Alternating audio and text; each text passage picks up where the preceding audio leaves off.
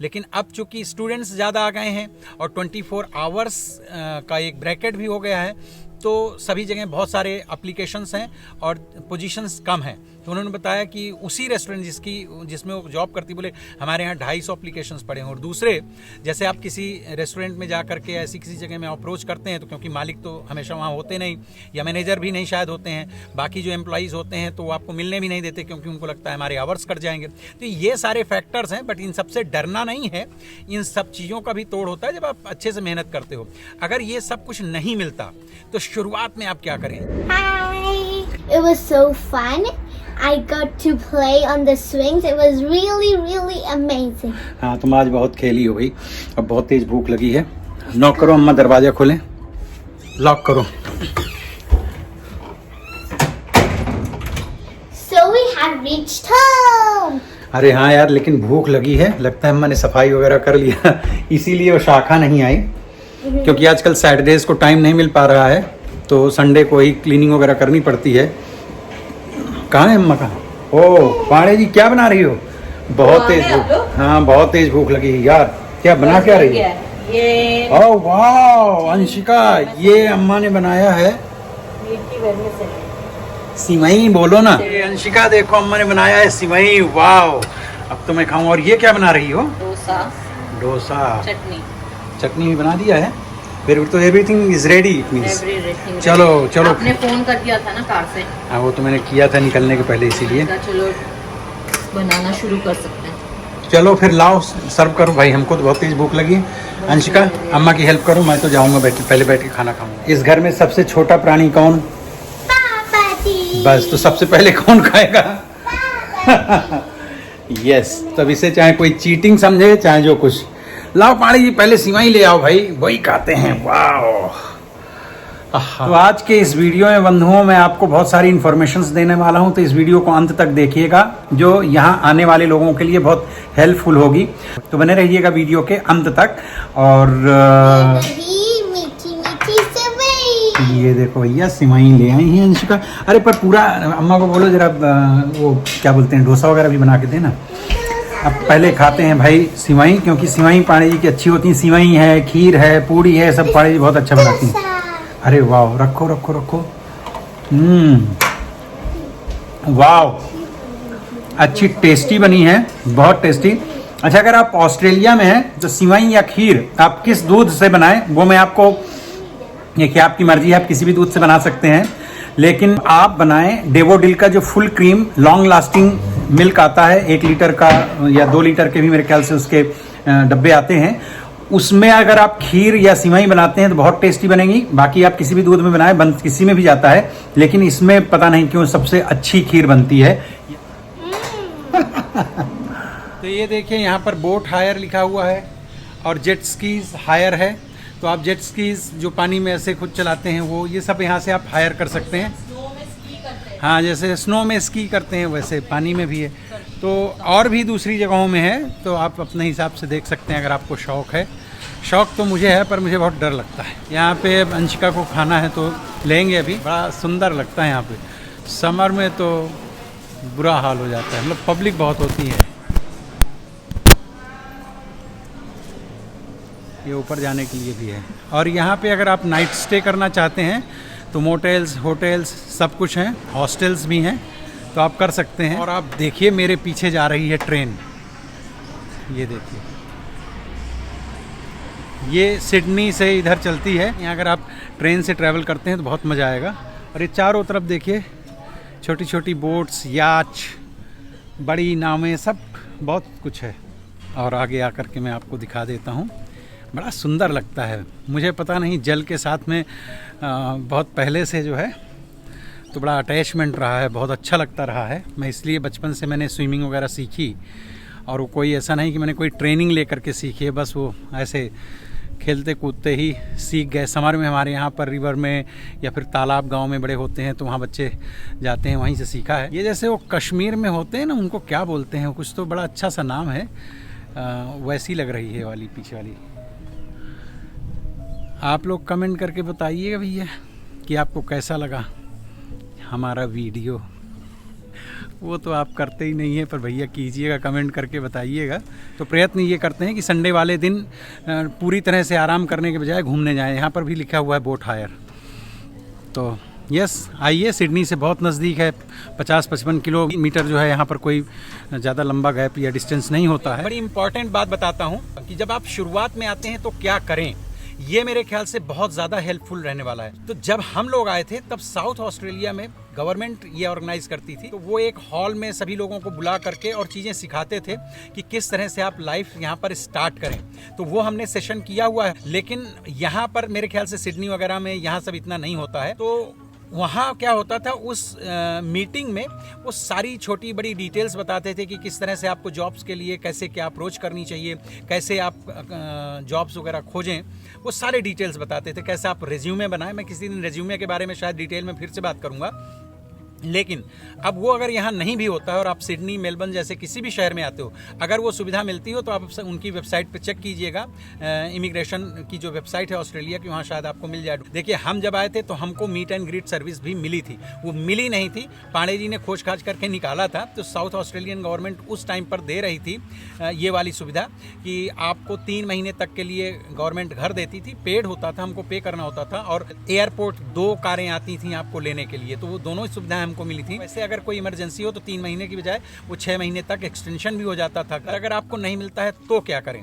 तो मित्रों, जो हमको सिखाया गया था और जो बहुत सारे लोग यहाँ पर आकर के वो सब कुछ करते हैं, पहली चीज़ तो आप कम्युनिटीज़ में मिलना जुलना शुरू कीजिए। आप अपना चिल करके अपने घर पे ही मत बैठे रहिए। तो सबसे पहली कम्युनिटी, अगर आप स्टूडेंट हैं तो आपको यूनिवर्सिटी से, अपने कॉलेज से मिलेगी, आप वहाँ मिलिए जुलिए। ज़्यादा से ज़्यादा बहुत शाय मत रहिए और बहुत संकुचित मत रहिए। और यहाँ मिलने जुलने का मतलब ये नहीं कि आज आकर के आप क्लबिंग करना शुरू कर दें और कसिनो में और इधर उधर डांस बार और सब कुछ करने लग जाए, नहीं। यहाँ बहुत मतलब सामान्य ढंग के जो मीटअप्स होते हैं उनमें मिलिए जुलिए। बहुत सारे एसोसिएशंस हैं, अगर आप इंडिया से आ रहे हैं, पाकिस्तान से आ रहे हैं, तो हर कंट्री के अपने यहाँ पर एसोसिएशंस हैं, उनसे मिलिए। अब जैसे देखिए, हमारा अपना एक एसोसिएशन है, HSS जिसको बोलते हैं, भारत में उसको बोलते हैं RSS, उसको यहाँ पर बोलते हैं HSS, हिंदू स्वयं सेवक संघ। तो वहाँ मिलने से क्या होता है, आपको एक बड़ी फैमिली मिल जाती है और आप अलोन नहीं फील करते हैं। जिस भी तरह की हेल्प की ज़रूरत होती है एक दूसरे की करते हैं। वो कोई ऐसा हम हेल्प करने के लिए ही मिलते हैं ऐसा नहीं है, हमारा उद्देश्य कुछ और है। लेकिन वहाँ अगर किसी को किसी भी तरह की ज़रूरत होती है तो आपको ऐसा नहीं लगता कि आप अलोन हैं। बड़े अच्छे लोग जो हैं उस ग्रुप में मिलते हैं। तो इस तरह से जैसे HSS है या दूसरे और बहुत सारे ऑर्गेनाइजेशंस हैं। अगर आप गुजरात से आ रहे हैं, साउथ से आ रहे हैं, हर स्टेट के अपने हैं, उनसे मिलिए। बहुत सारे फेसबुक ग्रुप्स हैं। पर इस तरह की किसी ऑर्गेनाइजेशन में, एसोसिएशंस में अगर आप जाके पार्टिसिपेट कभी कभार करके आते हैं तो प्रैक्टिकली आप जब लोगों से मिलते हैं तो उसका इम्पैक्ट अलग होता है और उसके रिजल्ट्स भी काफ़ी डिफरेंट होते हैं और आप बेहतर ढंग से लोगों के साथ में जुड़ पाते हैं। एक चीज़, शुरुआत में आपको बिल्कुल शर्म नहीं करनी है। जो भी पहला व्यक्ति, दूसरा व्यक्ति, आखिरी व्यक्ति मिले, सबसे जब तक आपको नौकरी नहीं मिल जाती, भैया काम के लिए आपको सबको याद दिलाना है कि सर मेरे पास जॉब नहीं है, मुझे जॉब चाहिए। अगर आप लड़की हैं, अब देखिए मैं जॉब की कंडीशन यहाँ की बता रहा हूँ। परसों नरसों मेरे यहाँ पर 2 लड़कियाँ आई थी, तो अपने इंडिया की ही थी। तो उनमें से दोनों ही स्टूडेंट थी। तो एक तो 8-9 महीने पहले आई थी, तो यहाँ का काफ़ी बड़ा फेमस रेस्टोरेंट है, मैं नाम नहीं लूँगा, तो वो वहाँ जॉब करती है लड़की। दूसरी लड़की को करीबन 2.5 महीने आकर के हो चुके हैं और उसने बताया मुझे कहीं पर जॉब नहीं मिल रही है। तो मैंने पूछा भाई अब तो जॉब तो आसानी से मिल जाना चाहिए। तो उसने बताया कि 5-6 महीने पहले तक जब इतने सारे स्टूडेंट्स नहीं थे तो इन सभी रेस्टोरेंट्स में, इंडियन ग्रोसरी शॉप में और इसके अलावा भी वहाँ सभी जगहों में जॉब्स अवेलेबल थी।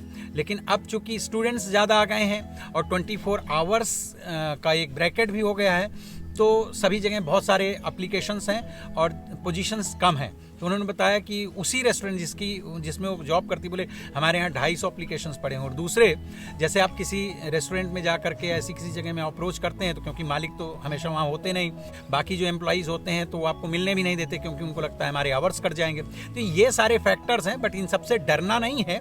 इन सब चीज़ों का भी तोड़ होता है जब आप अच्छे से मेहनत करते हो। अगर ये सब कुछ नहीं मिलता तो शुरुआत में आप क्या करें? यहाँ पर अगर आप लड़की हैं और लड़का है, दोनों लोगों के लिए जो सबसे पहले कंफर्टेबली होता है कि आप ऊबर ईट चला सकते हैं। अब ऊबर ईट के लिए ज़रूरी नहीं कि आपके पास कार हो। अगर आप कार से करना चाहते हैं तो ऑफकोर्स आप कार से भी ऊबर ईट चला सकते हैं। अगर आपके पास वो सुविधा नहीं है तो आप साइकिल ले सकते हैं। Kmart में 100-125 की साइकिल मिलती है, आप उसको ले सकते हैं। अगर बैटरी वाली साइकिल लेना चाहते हैं तो ऑनलाइन सेकेंड हैंड, ये आजकल मार्केट प्लेस है फेसबुक में, उसमें तमाम जगहों से मिलता है। आप अप्रोच करेंगे, आपको जो दोस्त मिलेंगे वो सब भी बता देंगे। तो बैटरी वाली ले लें ताकि आप स्कूटर ले लें या कार ले लें। और चूंकि ऊबर ईट का रेडियस बहुत बड़ा नहीं होता, मतलब बहुत बड़ा क्षेत्रफल नहीं होता, लिमिटेड दायरे में आपको सप्लाई करनी होती है कि एक जगह से फूड पिक किया और दूसरी जगह ड्रॉप किया, तो अपना सेटअप कर लें ऊबर ईट के साथ में।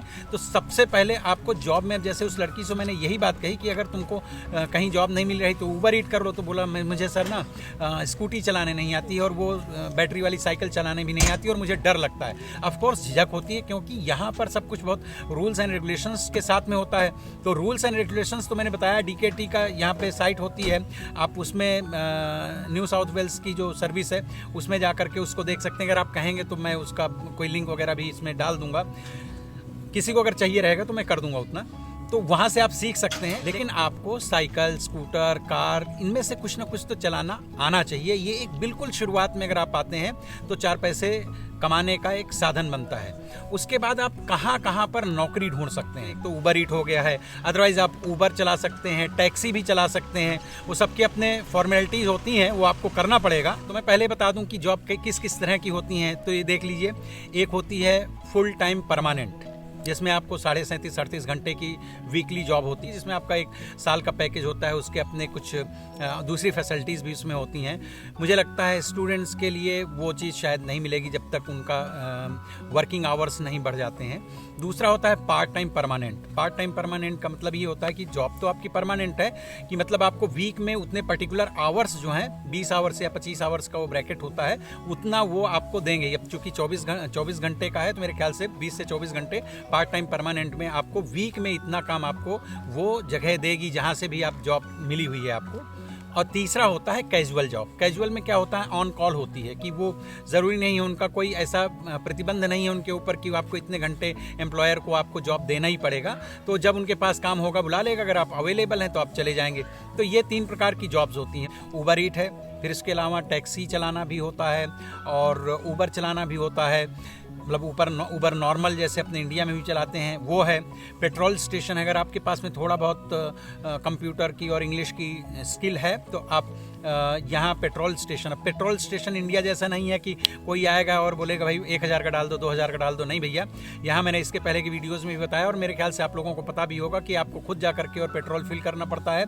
उसके बाद में आप चल करके आते हैं। हर पेट्रोल स्टेशन में एक कन्वीनियंस स्टोर होता है, तो वहीं पर आपको काउंटर में रहना पड़ता है। कई बार आपको फिलिंग विलिंग ये सब काम भी करने पड़ते हैं, क्योंकि यहाँ पेट्रोल स्टेशन में ही छोटे छोटे जो गैस के सिलेंडर होते हैं, ट्रैवलिंग वगैरह के लिए लोग यूज़ करते हैं दूसरे पर्पज़ से, वो फिल करने के लिए भी आपको करना पड़ता है। तो काउंटर में आपको पेमेंट लेनी होती है और अगर सामान वगैरह किसी को कुछ चाहिए, मीन्स आपको अकेले ही उस पूरे पेट्रोल स्टेशन को संभालना होता है। लेकिन उसमें मुझे लगता है थोड़ा सा इंग्लिश और कंप्यूटर की स्किल होनी चाहिए। तो एक तो वो हो गया। दूसरे इंडियन रेस्टोरेंट्स हैं और लोकल रेस्टोरेंट्स, बहुत सारे रेस्टोरेंट्स हैं, मतलब दुनिया भर के सभी कंट्री, क्योंकि ये तो एक माइग्रेंट कंट्री है, तो यहाँ इंडियन रेस्टोरेंट के अलावा भी बहुत सारे रेस्टोरेंट्स हैं। यहाँ पर मैं आपको एडवाइस करना चाहूँगा कि अगर आपको सचमुच फूड इंडस्ट्री में इंटरेस्ट है और अगर आपको लगता है आप शेफ़ बनना चाहते हैं, तो आप लिटरली अपने यहाँ किसी अच्छे रेस्टोरेंट के किचन में जा करके काम करके और थोड़ा खाना बनाना सीख के आइए। देखिए डिग्री कितनी क्या लेकर के आते हैं, मैं उन सब बारे में बात नहीं कर रहा हूँ। मैं तो ये बता रहा हूँ कि इसमें भी अच्छा करियर है। यहाँ के बहुत सारे शेफ़ क्या करते हैं, 2-3-4 साल तक जॉब करते हैं, उसके बाद में जा करके कहीं दूर अपना खुद का रेस्टोरेंट खोल लेते हैं, क्योंकि यहाँ रेस्टोरेंट में सक्सेस उसी आदमी को मिलती है। मैं मतलब मैक्सिमम लोगों की बात कर रहा हूँ, एक्सेप्शनल कहीं किसी को सक्सेस दूसरे वे से भी मिल गई हो, that is different story. But in general जो बंदे खुद शेफ़ हैं, खुद जिनको खाना बनाना अच्छे से आता है, वही रेस्टोरेंट को सक्सेसफुली ऑपरेट कर पाते हैं। अगर आप दूसरों के ऊपर डिपेंडेंट होके, मैं ऐसे बहुत सारे रेस्टोरेंट्स को जानता हूँ, इतने सालों में देखा है, जो दूसरे शेफ्स के ऊपर स्टार्ट किया उन्होंने। लेकिन अगर आपका जमा है तब भी फिर स्टोरी अलग हो जाती है। बट इन द बिगनिंग अगर आपको खुद खाना बनाना नहीं आता है दूसरे के ऊपर, तो बड़ा ईमानदार टाइप का कोई पार्टनर मिल जाए, कोई ऐसा मिल जाए एम्प्लॉई, तो अलग बात है। नहीं तो ज़्यादातर ये शेफ़ ही चलाते हैं। तो अगर आपको इस इंडस्ट्री में इंटरेस्ट है तो प्रॉपर खाना बनाना सीख करके आइए, तो आपको शेफ़ की जॉब मिल जाएगी। अदरवाइज़ आपको वेटर या वेट्रेसेस की जॉब मैक्सिमम जो मिलती है, या फिर किचन हैंड, मतलब जिसमें आपको सपोर्टिंग जॉब होती है, आप वो कर सकते हैं। दूसरा है आपको यहाँ पर आपने देखा होगा ऑस्ट्रेलियन पोस्ट में भी जॉब होती हैं। ऑस्ट्रेलियन पोस्ट का मतलब ये जो अपने यहाँ इंडिया जैसा नहीं है कि एक अलग पोस्ट ऑफिस है और उसमें केवल गवर्नमेंट का ही एम्प्लॉय रहता है। नहीं, यहाँ पे छोटे छोटे जो पोस्ट हैं वहाँ पे भी कन्वीनियंस स्टोर जैसा होता है, पोस्ट के सारे काम होते हैं, पैसे का लेन देन, ये बहुत सारा कुछ होता है। वहाँ आप भी खरीद सकते हैं, कोई भी खरीद सकता है उनको, अगर बिक रहा हो तो वो प्राइवेट लोगों के द्वारा ऑपरेट होते हैं, हालांकि उनका गवर्नमेंट के साथ में, उनकी अथॉरिटी के साथ में जुड़े हुए होते हैं। तो वहाँ पे भी जॉब्स निकलती हैं। इंडियन ग्रोसरी शॉप में फिलर्स की और बहुत सारी जॉब्स निकलती हैं, वहाँ पे भी आप कर सकते हैं।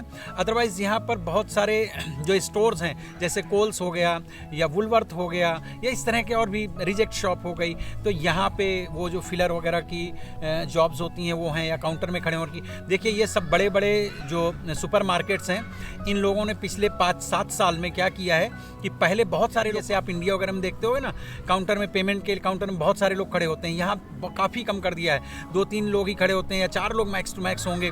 बाकी सारी मशीनें लगा दी हैं कि ऑटोमेटिक आप जाओ, खुद पेमेंट करो और निकल जाओ, और एक आदमी वहाँ या एक लड़की कोई खड़ी रहेगी जो आपको अगर ज़रूरत है तो हेल्प करेगी उसमें।